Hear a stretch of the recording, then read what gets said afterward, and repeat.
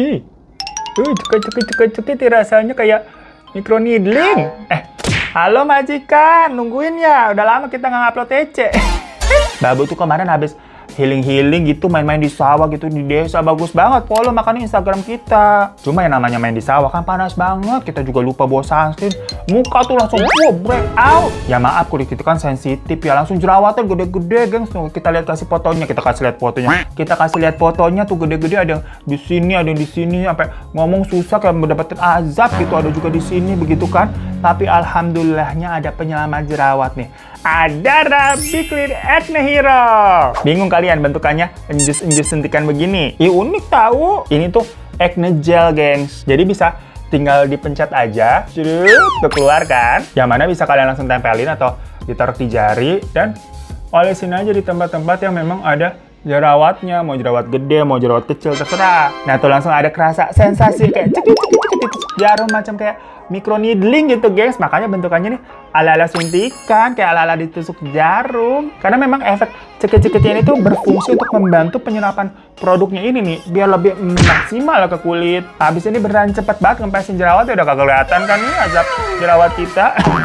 Yang di bibir udah hilang. Di sini sih masih ada bumpy dikit, tapi aduh udah nggak bernanah. Tadi awalnya tuh sampai bernanah kuning nih, udah kempes, gengs. Tinggal bekasnya aja ntar ya. Sampo itu ini loh, buat yang jerawat gede aja ampuh, apalagi yang kecil-kecil. Nggak usah ditanya ya ini mengenai halal dan BPOM-nya. Nggak mungkin lah kita merekomendasikan barang yang abal-abal. Ini udah aman banget buat kulit sensitif sekalipun dan tidak menyebabkan iritasi. Ya nanti kalau jerawatnya udah kempes nih, buat ilangin bekasnya tuh bisa pakai 2 produk dari Adara ini juga, gengs. Yang mana memang buat ngilangin bekas jerawat. Pokoknya kalau Adara Big Clear Acne Hero ini kan buat ngempesin dan nyembuhin jerawatnya dulu. Kalau udah sembuh, bekas-bekasnya bisa pakai 2 ini. Mumpung tanggal kajian, pakai kode voucher ini nih. Langsung check out, klik link yang ada di bawah ya. So, majikan, hari ini kita akan menceritakan pengalaman dari teman kita bernama Sari tentang sebuah pertunjukan sirkus yang menyimpan sebuah misteri. Jadi katanya di salah satu lapangan besar yang kosong terkenal katanya itu di daerah Jawa Timur, ada cerita kalau dulu di sana tuh sering diadakan pasar malam. Yang mana ada salah satu pertunjukan di pasar malam tersebut, Sirkus Surya Malam namanya. Karena pemiliknya itu memang bernama Ko Surya, jadi namanya Sirkus Surya Malam dan selalu diadakannya kan malam hari. Nah, banyak cerita-cerita yang berkembang tentang sirkus ini karena katanya tiba-tiba tuh para pemainnya menghilang gitu aja, meninggalkan pemiliknya si Ko Surya yang ditemukan tidak bernyawa di dalam sirkus tersebut. Dan semenjak itu juga Sirkus Surya Malam berhenti beroperasi. Ya tapi kalau kata warga sekitar sih katanya pemain-pemainnya itu kagak hilang, melainkan masih ada di sana, cuman kagak kelihatan aja. Karena beberapa orang nih mengaku tiba-tiba nih suka melihat ada tenda besar sirkus gitu kan, yang tiba-tiba berdiri di tengah lapangan tersebut. Dan siapa saja yang masuk ke sana tuh mengalami hal-hal yang mengerikan. Nah, Sari sendiri waktu itu masih umurnya 15 tahun dan pernah bekerja sebagai tiketing di pasar malam tersebut sekitar tahun 1995.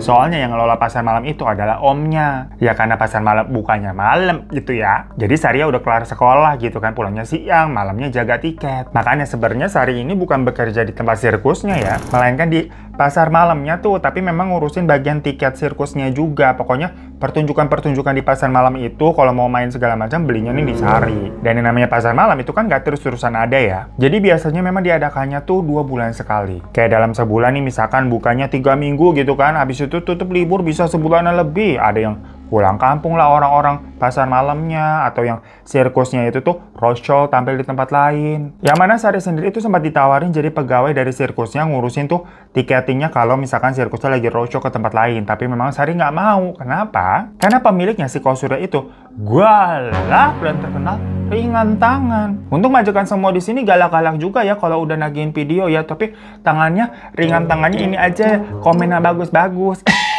Jangan kayak Ko Surya tuh, udahlah galak dengan tangan jahat juga, begitu semuanya diembat. Yang mana pemain sirkusnya tuh banyak mendapatkan kekerasan. Ya Sari takut lah kalau disuruh kerja sama dia. Nah, selain mengadakan atraksi dari para pemainnya tuh, namanya kan sirkus ya, di Sirkus Surya Malam itu juga menampilkan hal-hal absurd. Macam ada kura-kura berkepala ular, buaya berambut, jenglot menghisap darah, sampai babi ngepet. Lah kesel nggak lu dengernya kan? Apa iya ada makhluk-makhluk begitu? tipu-tipu. Nah, jangan salah sangka dulu majikan, karena memang makhluk-makhluk tersebut tuh semuanya tipu-tipu alias ala-ala aja. Ya memang dibuat seolah-olah kesannya ini kayak makhluk-makhluk mistis. Macam tadi Jenglot, ya itulah boneka yang cuma dibuat kelihatan serem gitu kan, ada taringnya, matanya merah gitu kan. Diceritakan katanya rambut sama kukunya tumbuh terus, padahal mah buatan si Kosurya atau babi ngepet begitu. Ya emang sengaja dicari nih bebong yang penampakannya cukup unik gitu, kayak ciri-ciri babi ngepet kebanyakan. Kayak ada tanda garis putih melingkar di pusar tuh katanya, yang dibilang itu tanda-tanda babi-babi jadian. Babi-babi jadian.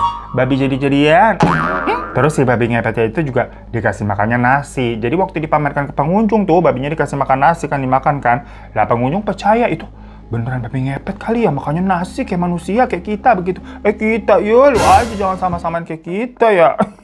Ya pokoknya banyak makhluk yang dibuat gimmick-gimmick nih untuk menarik pengunjung. Selebihnya tadi ada atraksi-atraksi macam kayak ada badut begitu kan, ada pesulap juga, ada penari yang bisa nekuk-nekuk lentur banget badannya begitu. Dimana kalau itu semua ya pertunjukannya berarti kan lebih ke skill jatuhnya. Beda sama hal-hal yang cuma dipampang doang dipamerin tadi itu kan absurd. Penontonnya juga nggak boleh megang, cuma boleh nonton doang tuh macam Jenglot, babi ngepet segala macem. Jadi ya zaman dulu katanya banyak aja yang percaya gitu, malah lebih laku. Dimana orang-orang ini lebih kepo dan tertarik untuk beli tiketnya karena memang mau melihat hal-hal absurd itu ketimbang lihat pertunjukan yang pakai skill. Ya mungkin karena segmentasinya kan memang buat rakyat ya, kalau kata Sari mah begitu, namanya juga pasar malam di daerah. Soalnya untuk performance atau para pemain atraksi sirkusnya juga nggak begitu dar-dar kayak sirkus besar, jangan disamain ya. Jadi mungkin orang-orang nontonnya juga kurang greget kali ngeliatnya. Nah, Sari sendiri kan kerjanya di bagian tiketing, jadi dia tahu betul nih orang-orang atau pengunjung tujuannya mau beli tiket itu apaan. Rata-rata tadi emang mau melihat hal-hal absurd itu, karena sebelum beli pasti nanya dulu, hari ini yang babi ngepet ada kan mbak, diliatin kan? Atau hari ini ada Jenglot ya mbak? Ya hal-hal seperti itu terus lah yang memang dicari sama pengunjung. Tapi ya makin lama siklusnya akan semakin sepi, dimana orang-orang yang nonton begitu memang paling cuma datangnya kan sekali, nggak yang bolak-balik nontonin terus. Selain yang mungkin bosen gitu kan udah lihat,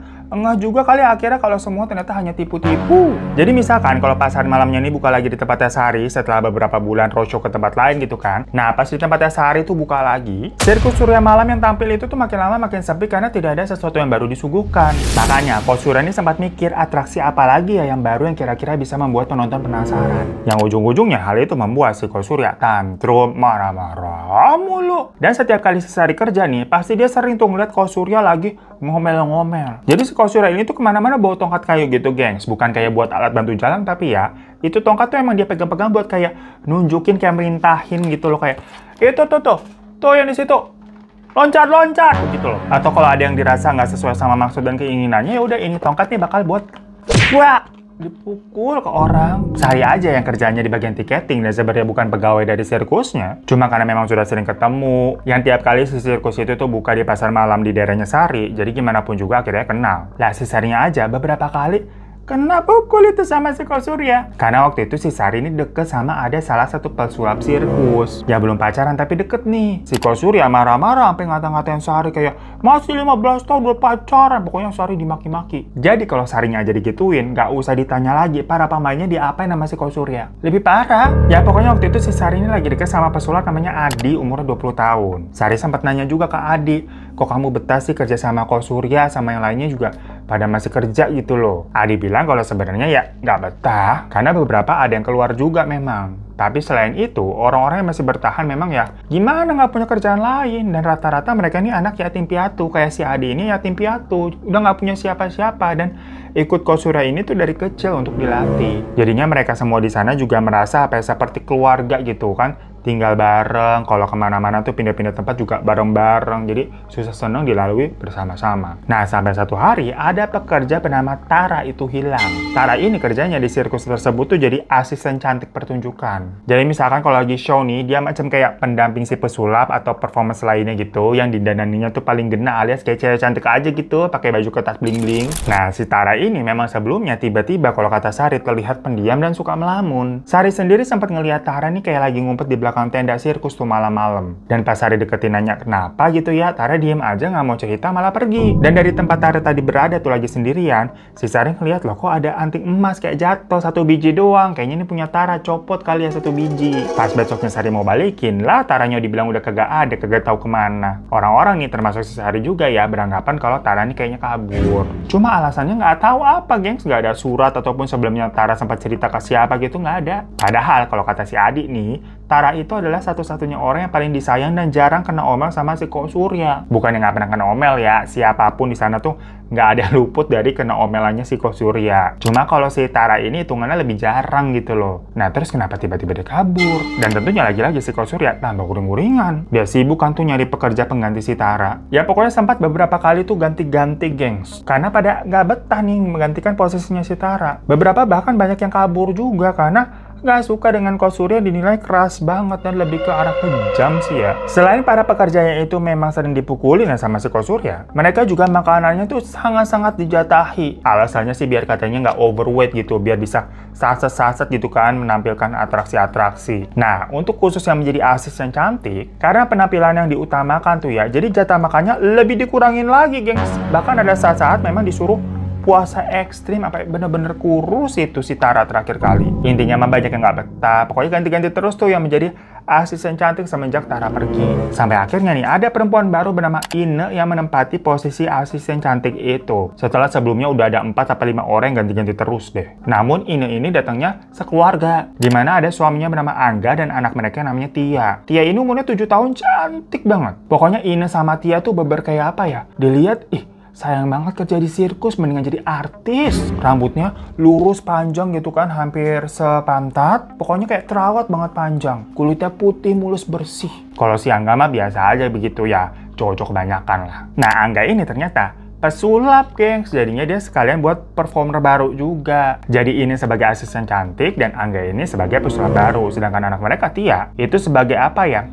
Alat atau gimmicknya Angga bermain. Jadi kayak ada trik-trik macam badan sama kakinya kepisah gitu kan, terus dimasukin ke lemari terus hilang begitu, atau terbang-terbang dibuat gitulah si Tia tuh. Soalnya kan anak kecil gampang enteng. Nah sebelumnya sebenarnya kan udah ada pesulap ya di sirkus itu, si Adi. Tapi kan si Adi ini kemampuannya standar gengs. Kalau sulap macam cuma ngeluarin burung dari topi gitu, narik sapu tangan nggak habis-habis, sulap kartu yang udah ketinggalan. Makanya pas Angga dateng nih, si Kok Surya tuh kayak seneng. Soalnya sulapnya macam jadi kayak level up gitu, bermagic. Trik-triknya tuh belum banyak diketahui banyak orang. Ya tahun segitu, hasil si Adik jadi kayak sering kena sindiran dan omelan dari Kok Surya, dianggap nggak menarik lagi sulapnya, belajar tuh dari si Angga. Tapi selain keluarga baru ini nih, ada juga atraksi baru yang memang dibawa sama Kok Surya, yaitu anak genderuwo.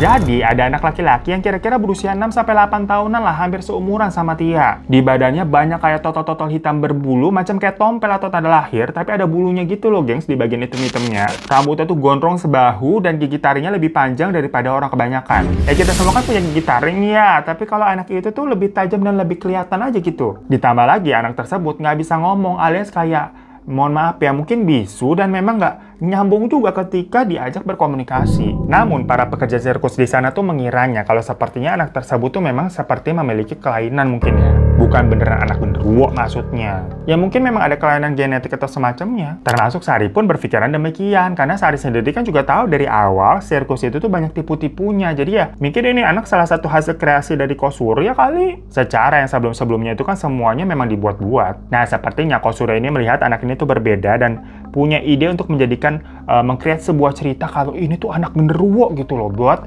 narik pengunjung sebagai atraksi baru. Selling point-nya kan di situ. Karena si Kok Surya sendiri tuh bilang nemuin anak tersebut tuh di hutan yang memang diinfoin dibawa sama Ine dan keluarganya itu yang tinggal di daerah sana. Katanya di hutanku nih ada anak genderuwo gitu. Terus dilihat sama si Kok Surya, diambil. Dan gak ada yang tahu juga nama anak ini siapa, umurnya berapa. Ya akhirnya dikasih nama sama Kok Surya tuh Wowo dipanggilnya, karena dari genderuwo, Wowo begitu. Waktu itu sempat nih sirkus Surya Malam itu nggak keliling atau nggak roadshow karena peminatnya udah berkurang, nggak ada panggilan juga. Sementara pasar malam di daerah tempatnya Sari ini memang lagi libur, belum jadwalnya buka. Jadi waktu itu tuh si Sari senang sebenarnya karena bisa ketemu sama si Adi terus. Dan dari situ juga Sari udah nego nih sama Ko Surya untuk boleh dekat dengan Adi dengan imbalan nanti nih kalau pasar malamnya buka, Sari akan melakukan kerja ekstra dengan nyebarin pamflet atau brosur ke para pengunjung sembari jualin tiket sirkusnya gitu. Soalnya kan di pasar malam itu wahananya macam-macam ya, kalau bisa dibilang antar wahana nih saingan. Jadi Sari ini semacam menjadi marketing terselubung ke para pengunjung buat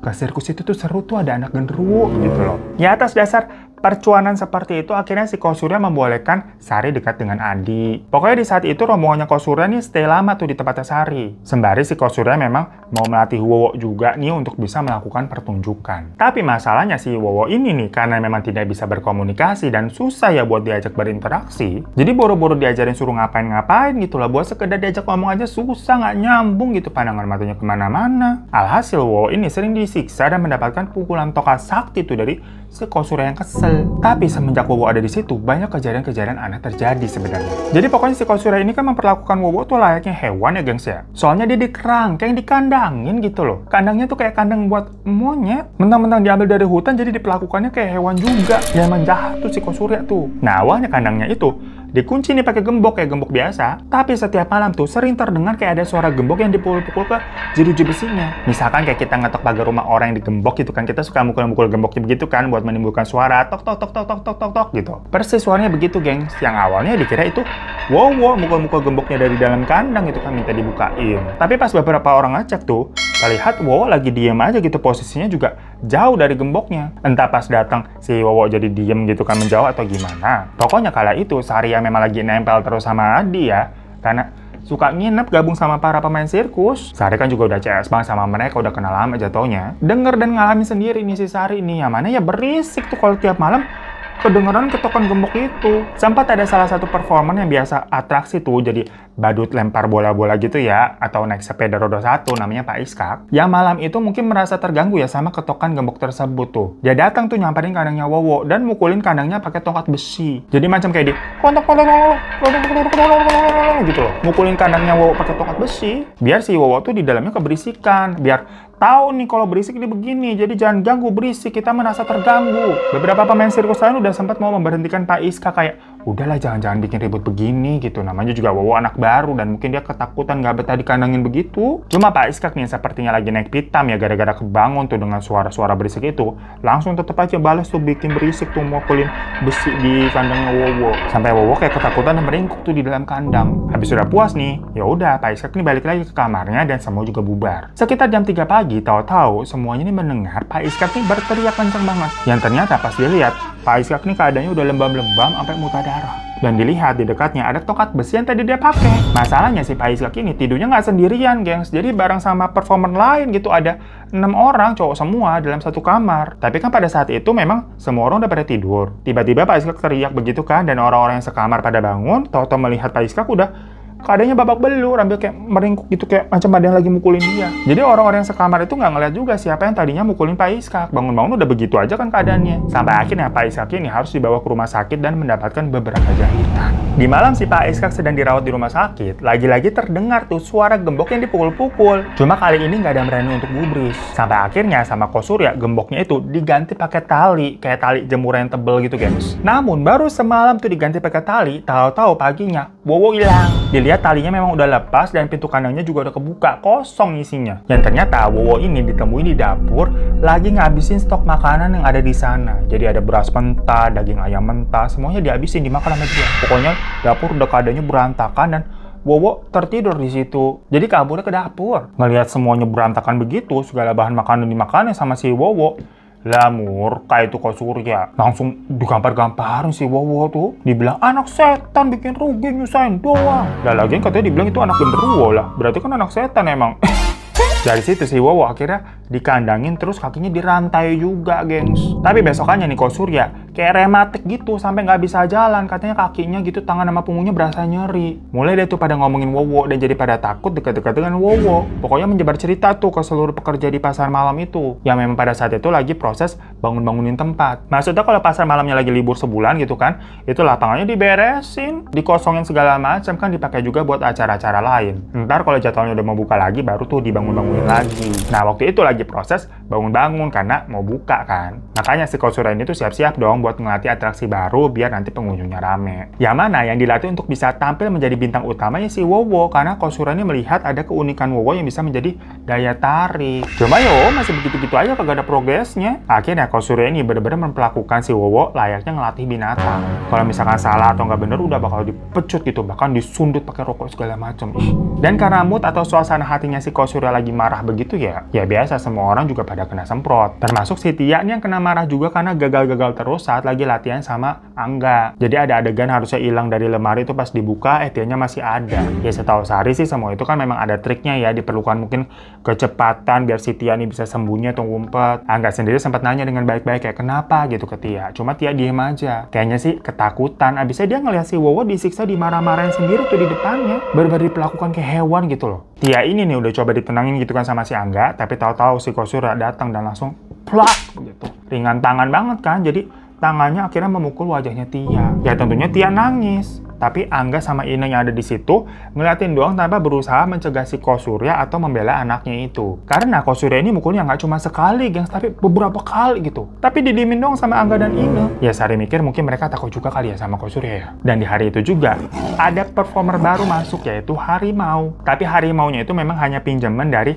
sirkus lain untuk pertunjukan musim itu aja. Jadi selama 3 minggu lah. Soalnya si sirkus lain itu tuh katanya lagi libur kebetulan jadwalnya, jadi dipinjam harimaunya. Dengan kata lain, harimaunya ini tuh sebenarnya udah terlatih karena kan memang harimau sirkus. Cuma anehnya waktu harimaunya itu dibawa masuk ke tempat latihan, dia kayak takut sama si Wowo, jadi kayak nggak mau deket, nggak mau jalan. Padahal Wowonya tuh lagi meringkut ketakutan habis lagi dipukulin sama si Kosurya. Dari situ Sari melihat wajahnya Kosurya ini tersenyum lebar malah. Yang ternyata dia punya ide buat menggabungkan Wowo sama si harimau itu dalam satu pertunjukan. Tapi kurang tahu juga si Sari nih niatnya Kosurya ini sebenarnya apa. Cuma yang jelas Wowo sama harimau itu tuh dilatih bareng dan dipecutin terus, gengs. Lah Wowonya ini kan nggak bisa diajak buat berinteraksi, ditambah harimaunya ini juga jadi ciut ketakutan kalau di dekatnya Wowo. Sampai-sampai pelatih harimaunya aja yang dari sirkus lainnya itu heran gitu kenapa bisa begini. Dan beberapa hari setelahnya harimaunya itu sakit, gengs, kayak lemes sampai kagak bisa bangun, nggak tahu kenapa, kena virus atau gimana ya. Alamat kagak bisa tampil dong. Cuma di situ lagi-lagi si Wowo yang disalahin, dibilang kamu dibawa sial gitu katanya. Nah banyak yang menyarankan untuk kayak ya udahlah Wowo disuruh diem aja gitu. Emang cuma kayak buat dipertontonkan ke orang-orang aja, nggak usah disuruh atraksi. Soalnya banyak yang nggak tega juga ngeliat si Wowo ini disiksa. Di sisi lain hari H pembukaan itu kan juga udah semakin dekat. Kayaknya udah nggak ada waktu lagi deh buat melatih Wowo. Ya udah akhirnya diputuskan Wowo ini cuma disuruh diem aja untuk dipertontonkan sebagai makhluk anak genderuwo. Jadi di poster sama pamfletnya itu dicetak tuh dengan mukanya Wowo, ada tulisannya saksikan anak genderuwo gitu tulisannya. Bener aja pas hari H tuh pasar malam dibuka, orang-orang udah pada ngantri penasaran pada mau lihat Wowo. Sari aja sampai kewalahan gitu kan di booth tiket. Tapi ternyata malam itu banyak pengunjung yang merasa kecewa karena Wowo ini tuh diem aja, dan tiba-tiba ada adegannya pergi balik ke tenda, mungkin ketakutan banyak orang gimana ya, sampai harus diseret-seret sama Kosurya lagi untuk ke tengah. Lah berarti kan itu bukan kayak pertunjukan yang diharapkan sama pengunjung. Banyak yang minta tiketnya buat dibalikin, dibilang penipuan lah segala macam. Ya padahal kan sebenarnya ada atraksi-atraksi sirkus lainnya dan pertunjukan lainnya juga ya. Cuma tadi pengunjung memang pada dasarnya tertarik beli tiket itu karena mau lihat si Wowo. Setelah selesai dan pasar malamnya tutup nih, Wowo itu benar-benar kena hajar sama Kosurya. Dia digebukin habis-habisan nih sampai orang-orang tuh berusaha menghentikan si Kosurya. Tapi Kosurya kayak, kebulin setan gitu, semua orang didorong-dorong sampai jatuh. Yang mungkin nggak kuat dengan penyiksaan itu, akhirnya si Wowo pingsan. Dan pas dicek, nafasnya udah nggak ada. Di mana di situ si Wowo meninggal. Namun gilanya nih, nggak ada raut kaget ataupun penyesalan dari wajahnya si Kosurya. Malahan sepertinya si Kosurya ini belum puas menghajar Wowo. Masuk kayak kesal gitu kelihatan. Lah orang-orang aja sampai terdiam semua. Sari sendiri yang ngeliat kejadian itu merasa ini kayaknya masuk ke dalam kategori pembunuhan nih jatuhnya kalau begini. Tapi tiba-tiba nggak tahu dari mana muncul hewan seperti harimau gitu ya, tapi berwarna hitam pekat, gengs, dan matanya tuh merah. Datang gitu, wow, menerkam si Kosurya. Di situ semua orang panik dan langsung berhamburan keluar takut sama hewan itu. Ya Sari juga, pokoknya semuanya berusaha menyelamatkan diri. Chaos lah pada kabur. Dan setelahnya Sari mendapatkan kabar kalau Kosurya katanya telah tiada karena diterkam sama harimau sirkus. Katanya harimau sirkusnya tuh lepas gitu dari kandang. Cuma Sari tuh ngelihat yang nerekam itu tuh memang seperti harimau, tapi warnanya hitam pekat. Sedangkan harimau sirkus yang harimau pinjaman itu beneran kayak harimau biasa, beda. Tapi karena luka koyakan yang dialami sama Kosuro itu memang persis kayak orang diterkam harimau ya, jadinya polisi dan berita-berita itu juga menyebutnya ini tuh meninggalnya karena harimau yang lepas dan menghilang. Tapi yang lebih anehnya lagi, selain ini harimaunya emang hilang ya, kabur kagak tau kemana, para pemain sirkusnya itu juga pada menghilang. Ya cuma banyak orang sama menganggapnya kabur aja kayak si harimau. Namanya kan pergi bergumpulan gitu kan, chaos gitu kan. Namun si Bowo yang harusnya ada, karena kan dia meninggal di tempat, itu juga hilang. Bener-bener kayak lenyap semua dalam semalam, nggak tahu kemana. Ya untuk Sari sendiri yang tiba-tiba nggak tahu adik nih ada di mana, maksudnya si adik kan berarti ikutan hilang juga ya.